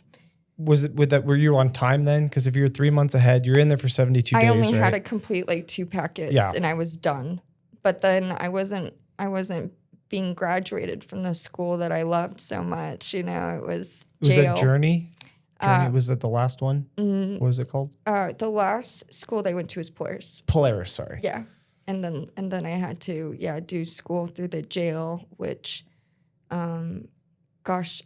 Landmark is the school that gave them packets for me to do. So it's just you had to another graduate from Landmark alternative. Yeah, pretty much. And they put my diploma and everything on the wall in that room, and I have one of my friends actually married a cop, and he told her that my diploma was up on the wall. I was like, oh my gosh, can you guys please take that down? So they got it taken down. Well, that's hard too, because then you probably didn't get to walk with your class and Nope. all this stuff. And I graduated early, Mm-hmm. That was something where I really felt like the system let me down, because I definitely worked my butt off to like get to where I was at, So I ended up graduating school 4 months early instead, because the rest was packets and I had nothing else to do. So, but yeah, I was in the hole in the time period, the solitary confinement in the time period that one woman several years ago had killed like 6 or 7 of her babies and put them in shoeboxes in the garage. So I got to see her. She did not have an aura. I can see people's auras. She did not have an aura. It was really interesting. Yeah.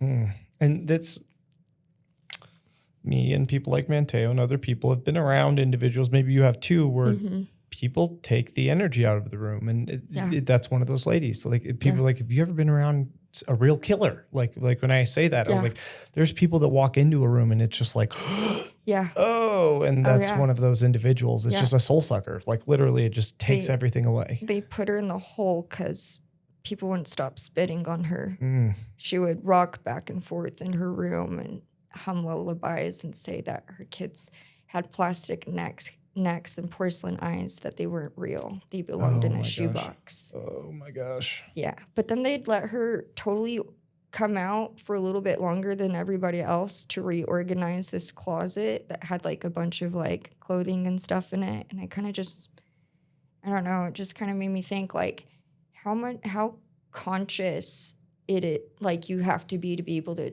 do something like that. And she was kind of trying to play the crazy card sort of thing. So I was just like, I myself was psychoanalyzing her at that point. So I just wonder too, is like, do you snap in and snap out of that too? Like, is she like, does she have a form of, like a schizophrenia or something like that? Right. Like, yeah. Because I always just wonder, because some people, like alcohol, substances, you get different versions of the same person. And like podcast version of us is going to be different because we're not picking up our phones. We're not doing all these other things. We're tapped in.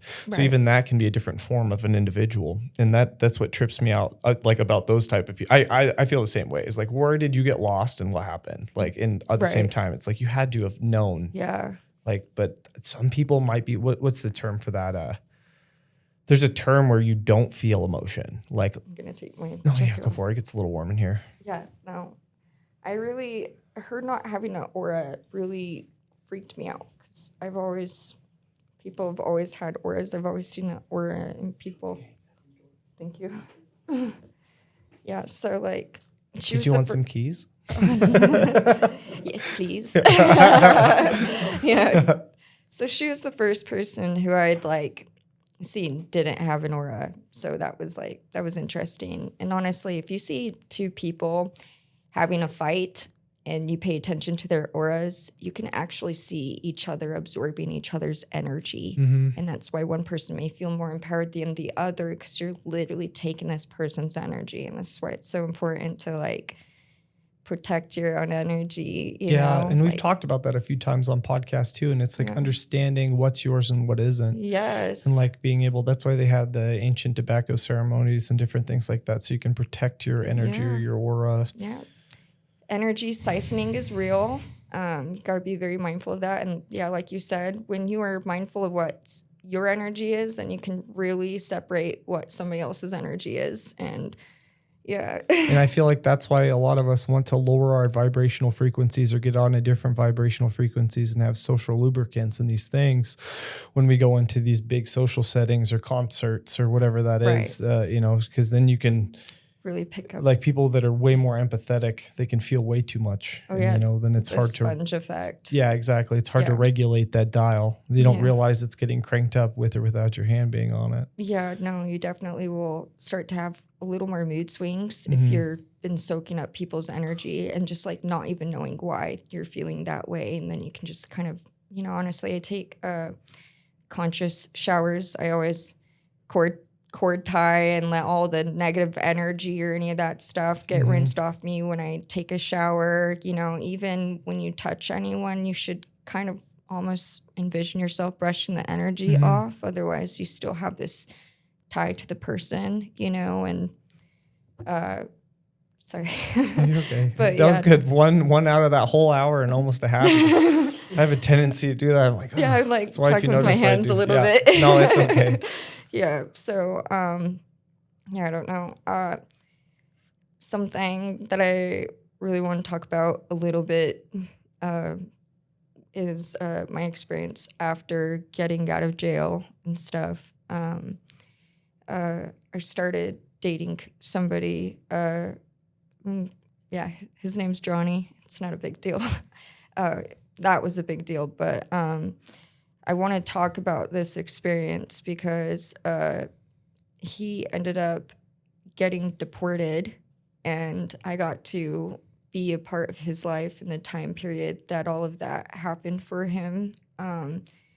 Imagine being here since you were 4 years old and then getting deported back to, like, he was from Argentina, so he got deported to Argentina, and later on he ended up moving to Mexico because one of our other friends from a few years before that ended up getting deported, and he lived in Mexico, so they decided to just buddy up, you know, because he had, like, no family. Like, he had his father who he had been estranged from for so long. Not to say that they don't have a relationship, but, like, the woman in his life at the time just, you know, she wanted Johnny to kind of have his own life, and that was hard for him to do considering he was having to restart everything all over again, and, like, didn't, like, he knows Spanish and stuff, but, like, there's so many things that were just, it was such a culture shock for him, honestly, to go back. And he was only 19 when he got deported. So, like, I might even have that number. No, 19, and I was 18 when I was involved in his life. I ended up, I was helping him out for like 3 years before, and I couldn't get over the guy for whatever reason. And I think a lot of it was because I felt like I'd witnessed an injustice in the world and being a part of his experience with getting taken away, because I'd been taken away before, but not like that, where your parents can never see you. And mind you, when I was in foster care, one of the consequences was if you were not behaving, they could take away your visits with your family so you could not see them. And that was really traumatic to experience. But yeah, for Johnny, his family couldn't go visit him or they'd get stuck, sort of thing. And so it was like, even who was dropping off his bag to, like, immigration when he was getting deported, I had to be the one to do it. So I got really involved in learning about the immigration situation, like what that's like, and really how hard these people have it. Like, they're getting paid way less than normal people because they know that they don't have their papers or something, so they can take advantage of them. Like, life is actually truly so much harder for them. And, just all the things I got to witness with that. So I was sending him money for 3 years. And then finally, I decided to buy a plane ticket. So I was 19 at the time. I'd never been on a plane before. I'm actually very afraid of heights. I'm the person that holds everyone's crap at like amusement parks. Like, have fun with that. I'll have a fun time just watching you, sort of thing. I got on my first plane and I flew to Mexico, and there was definitely some times out there where I felt like I was not safe. And he took me. What part of Mexico? I went to Jalisco, Guadalajara. Okay. Yeah. So, and honestly, everyone in the small little town city he was living in, like, there were like no trees around. It was the jungle, but it was like the desert jungle. And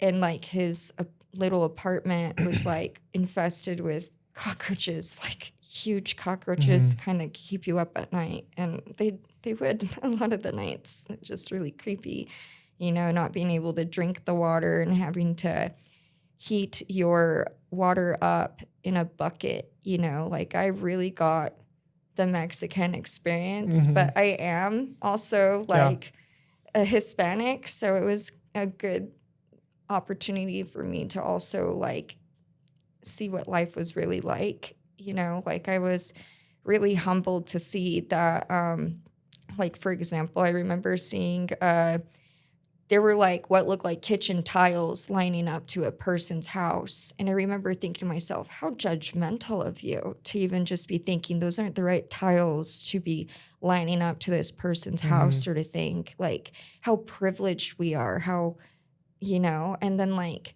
after that, I saw these little kids pouring soap on the tiles and then having like a hose running down the tiles, and they made a slip and slide out of it. And like, I'm like, I totally understand why everything's a fiesta out there, because there wasn't a whole lot like for anyone to be excited about with any of that, you know? So like everyone What's wild just, too is a lot of them are way more excited and happy and they are accepting than we yeah. are ever here. Yeah. And I mean, it was rough. I got to meet families out there who were like, had so many kids that it was like, all right, taking turns on who's not eating tonight, so this other person gets to eat. Like that was a reality out there. And even things like conditioner, at least in the spot that I was in, that was a luxury, you know, that was a luxury item. And they charged conditioner more expensive than shampoo too. Like there were different things like that out there. But I remember like Johnny, for example, if he did this one job, he'd make like 500 something pesos. It's like 60 pesos for one condom, sort of thing. Like, so you like take that in consideration with all the families out there. It's why so many of them have turned like the downstairs portion of their house into their business, so they can just like operate out from home, sort of thing. And swear all the money from the little town we lived in was really just being traded, you know, to stay alive. No one had a car. Everyone, you know, it was not a very like wealthy area by all means, you know. So but ultimately I wanted to go out there and see whether or not like I was supposed to actually like I wanted to save that guy. I even tried to see if I could marry him when he was in jail, just to see if like I could like protect him from getting deported. And they're like, it's too late for all that. And even just him not having a visa active waiver thing or whatever to even be there, like it was just a ticking time clock. And it was just really sad to just see all of that and witness all of that. But you know, and of course I ended up like eventually like moving on with my life.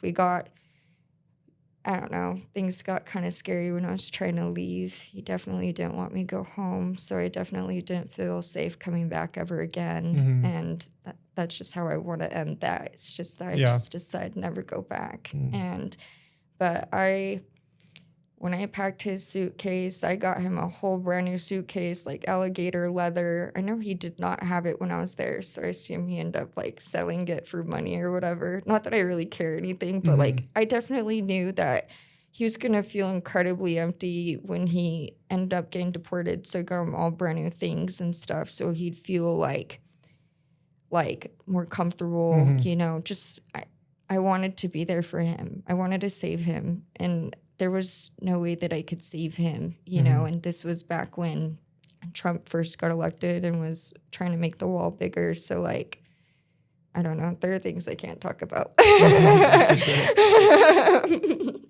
But, yeah, so that was definitely another situation in my life where I just, like, kind of keep getting involved in scenarios or people who I was like trauma bonding with and stuff. Well, you got to save your architect because, you know, you had to learn how to save yourself because no one else was doing it for you, right? So like, hypothetically, you had the Kathys and these people that were trying to help, but... no, I definitely... Or sorry, Cammie, right? Cammie, yeah, no, I definitely...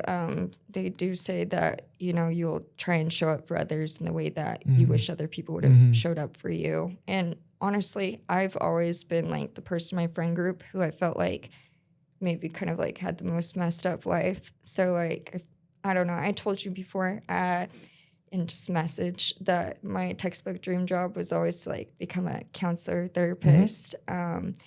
So just like naturally, I've kind of always had an ear for listening to people, especially with everything that I've been through. I just want to help people. And I feel like I have a lot of mindfulness where I can like share a lot of like my growth that helped me get beyond things with other people where they could see through different things, maybe where they're stuck, you know, so they can move past different things. I don't know. I just really want to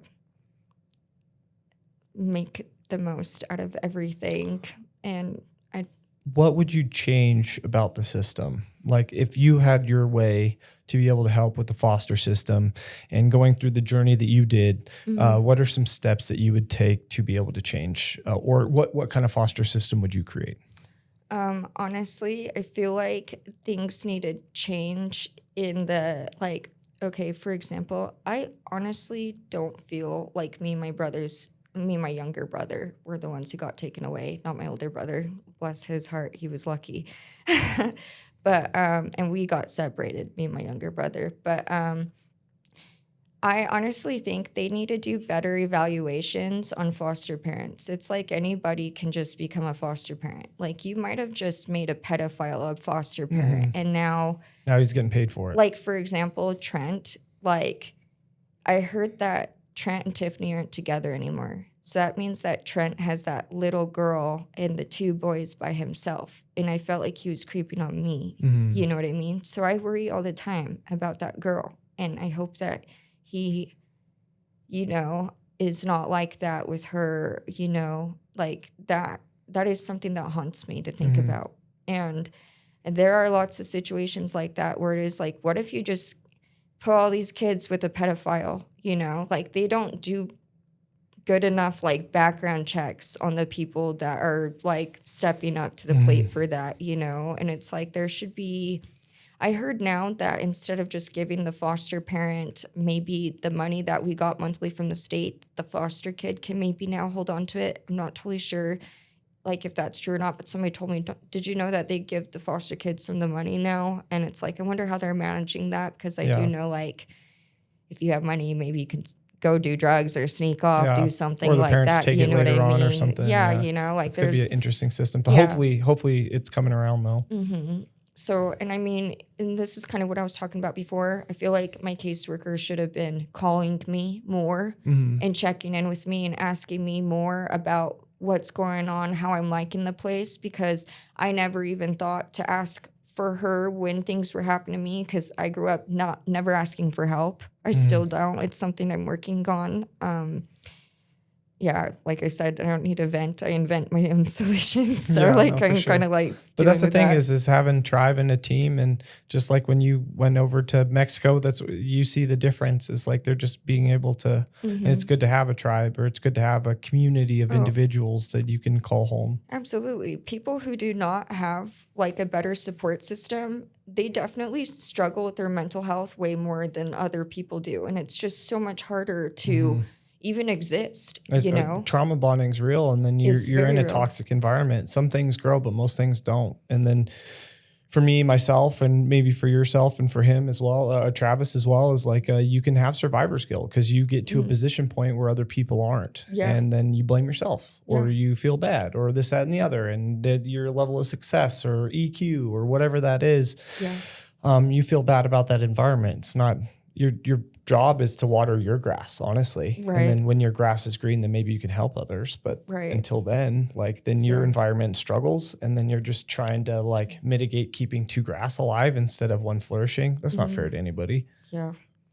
I used to convince myself I was like some kind of superwoman, that maybe like I was so hyper aware of all these different ways that I could help people and still help them, even if it was like starting to diminish my glass, because I felt like in giving, I would get more back, you know, like, and I did a lot of the times. And I feel like, you know, I've learned so much, you know, from everyone, you know, I'm not closed-minded to the growth from anyone. Even my best friend to this day, we were enemies when we were younger, and now we're like best friend lovers. I like love her so much, you know, but like, And, you know, even the girls in the group home, you know, like just being able to like change the way that some of the other girls were before. And even the girl who was like Annie in my book, you know, basically her and I are like, we're good now. You know what I mean? But Well, and that's just it too, because you came from a long line of experiences of women projecting their own insecurities and negativity on you as an individual. yeah. So you can either emulate and recreate that, or you can learn and grow from it. So And I didn't have sisters. So that was something that I developed through getting put in this situation. And then it was funny to like be part of high school and have girls try and like, you know, like be in competition with me and stuff. And it's like, I don't even get to wear the clothes I want to wear. Like, you know, like they'd be wearing like all these really nice clothes and stuff. And I'd be like one of the prettier, popular girls at every school that I'd went to. And they would try and compete with me. And it's like, you're competing with a foster kid. Like, I can't even choose what clothes I want to wear. I get to shop at Walmart for my clothes. Like, you know, and you want to like look down on me, but they had no idea what I was actually going through. I get that. Like, I get that on a lot. Like, I think we spoke about it. And it's just like, part of that too is like what you bring to the table, not just physical. I mean, it helps, but is also the emotional and how you make other people feel. And like other people can't emulate that. They can't create that. Like, so that you're giving something a lot of people don't have, you know, and that either people are attracted to it or they are repulsed by it, unfortunately. Yeah. I just, overall, I feel like society definitely wants you to wear a mask. They condition you into wearing a mask. And it's kind of like the cool thing to wear the mask. It's an aesthetic thing, you know? But when you take the mask off and you're actually your authentic self, a lot of people are afraid of being their authentic self because they feel like they're going to be judged and judged for not wearing the mask too, because now you're no longer operating like that. Like, it's like you're not cool anymore because you're being your authentic self, but really they're jealous because they don't even know who they are. Have you ever seen the movie The Mask too? Yes, I have. And what happens, instead of it just being this wooden thing, it starts taking over you and your identity. Yeah. And going into these individual groups with, or these mastermind groups and different things is like, you meet a lot of really cool people, but you see it and you're like, oh man, a lot of these people are super unhappy and they have all the things in the world, right? But they don't have anything. And right. Then you, like you're saying, you turn into this, the mask just keeps getting bigger and bigger and longer and longer. And then you're so stuck in this like artificial version of yourself. Yeah. That you can't, there's no way out. Right. So ultimately, one of the last points I kind of want to make, and one of the things that I really want to talk about a lot with my book that I'm working on, is that there are different kinds of ways that being in the system actually traumatizes you. And that's kind of like where I was kind of trying to say earlier, like if you weren't your foster parents' favorite puppy dog, then you were in the doghouse. Like if you're not a golden retriever, if you're not the people pleaser sort of thing, then yeah, you're like get the crap end of the stick. This same sort of mentality almost basically follows you when you do graduate the programs and stuff or get out of foster care and stuff. A lot of people that I know end up in really toxic relationships afterwards because, you know, for one thing, we accept the love we think we deserve. And, you know, the system really breaks you. It breaks you and just molds you into like this version of how they want you to be. And it's almost like you're then trained to be a puppy dog for like relationships afterwards. You know, I find that a lot of girls end up in really toxic, abusive relationships after they get out of the system because maybe they came from an abusive household. And, you know, so it's kind of like it was already broken down in them. And then they had this reinforced thing where they had to become people pleasers for, you know, like that was how they got by. That was how they were able to stay out of confrontation and conflict and stuff. So talking more about like just being aware of that and how you can empower yourself in different ways, like is something that I really want like all my readers to like become involved in and see, you know. Kind of like a psychological compass. Yes. Give you pinpoints to be able to see. Yes. Like I want them to be aware of how the system kind of damaged your perspective, but how it's not actually functional for reality and how that actually set you back in life in terms of thinking because, like nobody deserves that, but it happens often. Like I said, like even Cammy and then you have Annie and then you have Suki and like there was one other girl that I'd heard got killed or something, it happens a lot, so just trying to, mindfulness is the healer. So it's just, giving people those red flags, allowing them to see the different ones, and becoming more aware of thinking errors and all sorts of things like in manipulation and all the different forms of manipulation. So you can kind of just learn to really protect yourself because they're incredibly vulnerable. And how to safely navigate situations, right? Yeah. Yeah, because that's a big one too. Because if you are with a narcissist or somebody like that, Right. there's going to be things that trigger them, and you end up in these situations Right.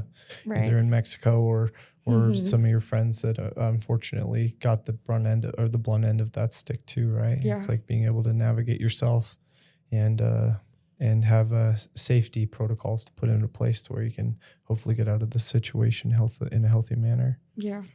Yep. So it's just our boundaries are our armor in this world. And I think that a lot of people aren't super coached on boundaries. And I think that that is something that the whole world lacks a little bit. And it's something that I really want to really like demonstrate and kind of give lots of examples for, and even like TikTok reels and things like that. Like when I start posting on TikTok again, I don't want it to just be videos that are like goofy, I want to actually share things that will make an impact in people's lives and, just getting them to see the bigger picture more clearly. Being more intentional, like in creation. Otherwise, you end up just another fad. Right. And then you end up wearing that mask again. It's so easy because that's what's trendy. That's what goes viral, right? Right. Yeah. It's super aesthetic to just be with all of that. But I actually, I am building everything that I want to do based off of purpose. And like I said, mindfulness is the healer. And that's my tattoo down my spine, right? In Tibetan, yeah. No way. It's always funny because I can't see it. I'm like, I need to have more mindfulness. And I'm like, well. I have the chakras down my spine. Yeah. Yeah, it says mindfulness in Tibetan. I would send it out for a Tibetan calligraphist to draw it up and then send it back over and had my tattoo artist do it at the time. I love that. But I can't see it, so I always forget. So it's like I'm always trying to look for the tail. I can never catch it. But yeah. the only time I see it is usually in the bathroom. I'm like, oh yeah. That's there. Yeah, it's you again. I'll try today. Yeah. Do better. Right. Yeah. But that's huge. I think you're on the right path. It seems like it. And then even just from these alone, when you're ready to start your TikTok, you're going to have clips. You're going to have over an hour of you talking very deep, dark and everything in between. So I think that's huge. And in our culture, there's so much more dopamine and consumerism than there is creation. Yeah. And so I think just for you, and if this is your first podcast, you killed it. Like you did a great job. Thank you. Like you're a great speaker and you're very, you speak from the soul and the heart and like gives me goosebumps. There's something there, whether it's your ancestors, whatever, just know if you weren't supposed to be a something, then probably would have got taken out a long time ago. You wouldn't have woke up from the alcohol. So just always remind yourself that. Not saying you don't, but that's, it's hard some days because you wake up and you're like, I don't feel good. I already did the thing. I did this again.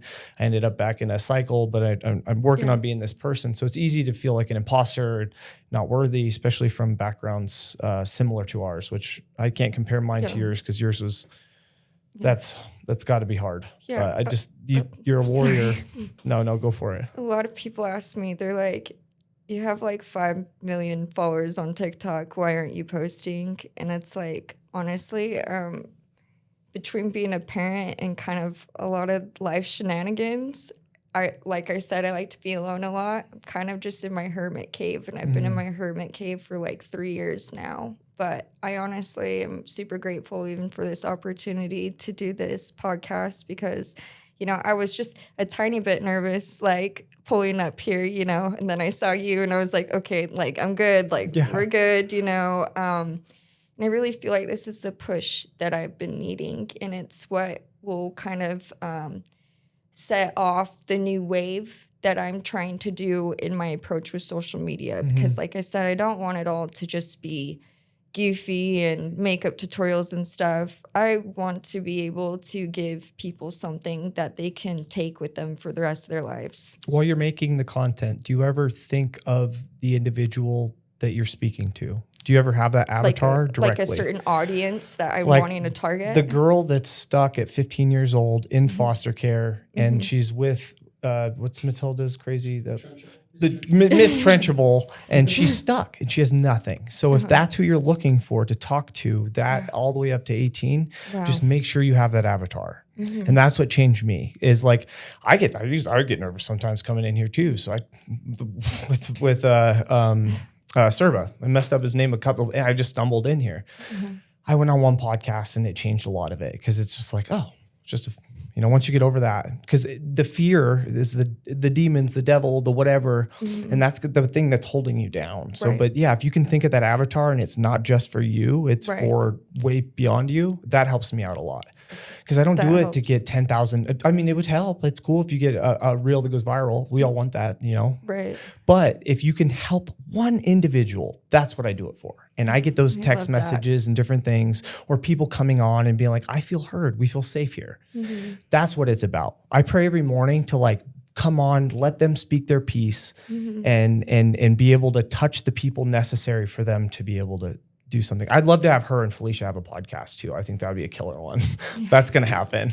Because she has I don't know if you listen to hers. I'll send you hers. She's actually a hypnotherapist, and she's super spiritual, fun, rough background. Oh yeah, Mateo was telling me about her. So her mom and dad are had some substance abuse issues, and so we'll make sure that super rad. I'll send you that one. I'd love to meet her too sometime, and I'm sure I will through Mateo. Through all your whole life, and what you're doing right now, you're doing a thing that such a small amount of people even dare to do. And then Travis was telling us, so there's a lot of people that can't just talk. They have to stop and restart and restart and restart and restart. And that's just a big difference. Is like you were able to walk all the way through, and you did it like a professional. So thank you. I actually would really love to do my own podcast so I can not just give light to everyone who's in state's custody and stuff, but I know primarily I want to give back to everyone who's been in the system. Like I've been posting about how I'm going to be on this podcast and talking about my experience with foster care and stuff. And I've had quite a few people be like, wow, you were a foster kid. Like, I'm like, I would love to take you on my podcast in the future if you're interested in sharing part of your story, because a lot of, foster kids our voices are silenced. And for us to finally be able to put ourselves out there, especially when I don't know, like if we have all these dreams as things that we want to accomplish in our lives, it's like being in foster care held us back even more than their like average person. So for the opportunity for us to make our dreams come true and to like have a little bit of that experience of maybe being in the spotlight, have that chance, that's something that I really want to grant for all the kids that felt like they were never going to make it. 100%. And that this is the best way to do it is being a voice. Wow, that was the only thing that made me tear up out of everything that I've said. And it's going to happen. There's going to be at least 1, 10, 15, 20 out of the 5 million. You just got to, unfortunately, you just have to do it. And in our culture, we have a bunch of naysayers and a bunch of people that are negative in the comments. That got me. You held it up till the end. You got it. Wow.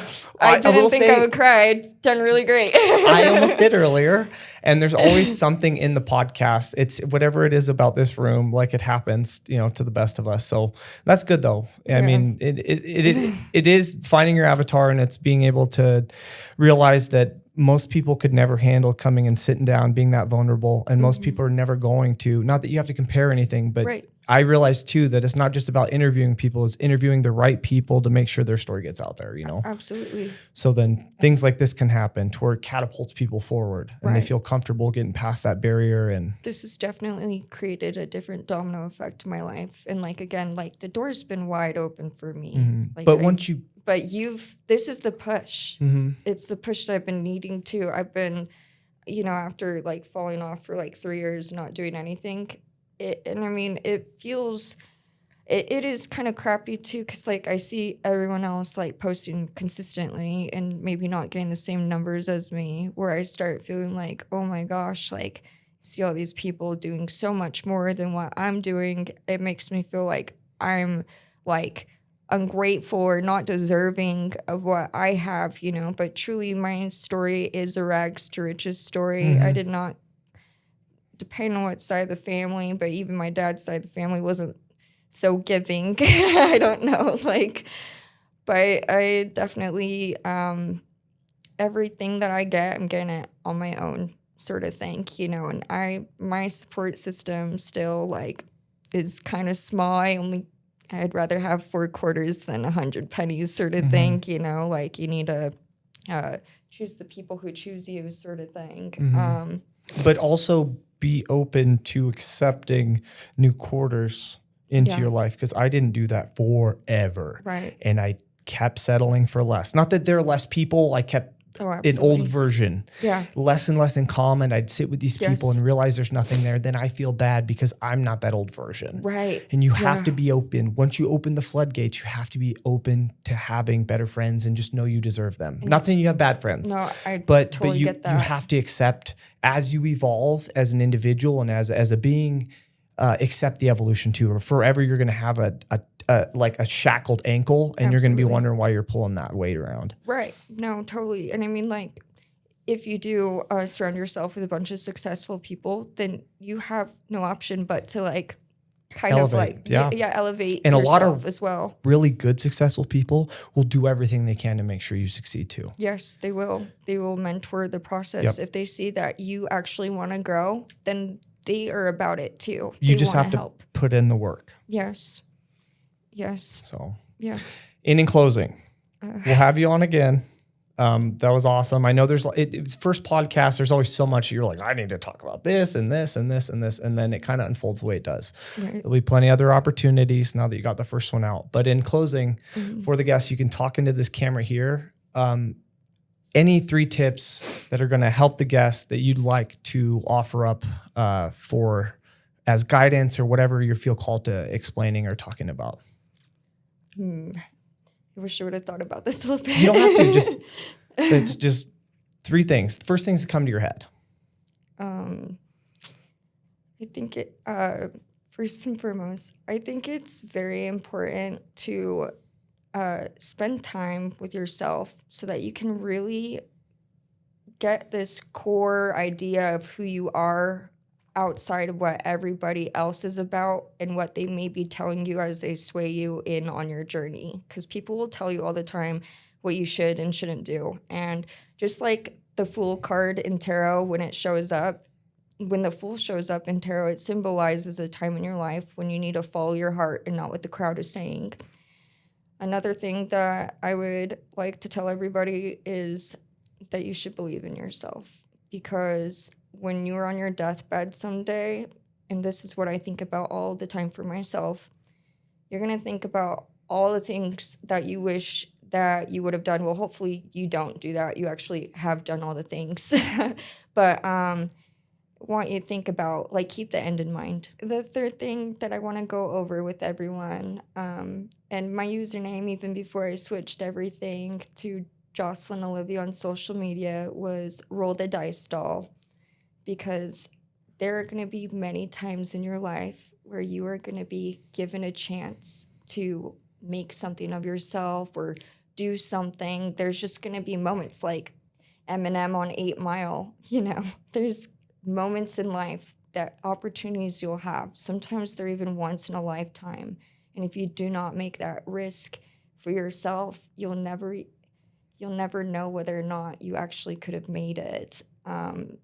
I think it's really important to think more about what can go right versus all the things that could go wrong. It's one of the things that has helped push me probably as far as I have become. Where can they find you on social media? So you kind of mentioned it, but you can go over any social media, YouTube, TikTok. Okay.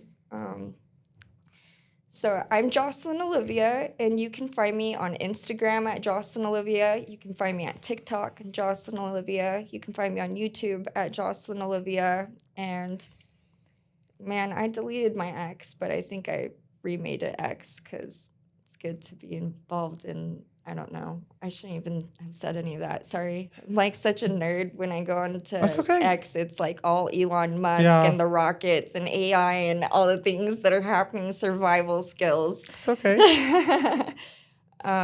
Yeah, so sorry. I'm sure all that's going to get cut out.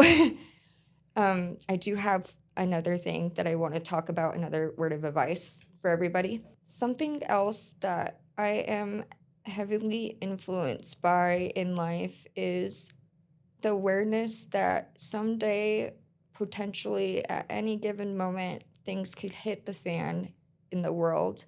And it is very important to learn skills such as hunting, making traps, learning how to make, I don't know, huts, different things like that, like survival skills. Bushcraft, survival skills. I'm actually taking a course in master herbalism because I'm very interested in how to self-heal. And even I finally got my first gun, and I'm actually a really great shot. It's from all the video games I played growing up.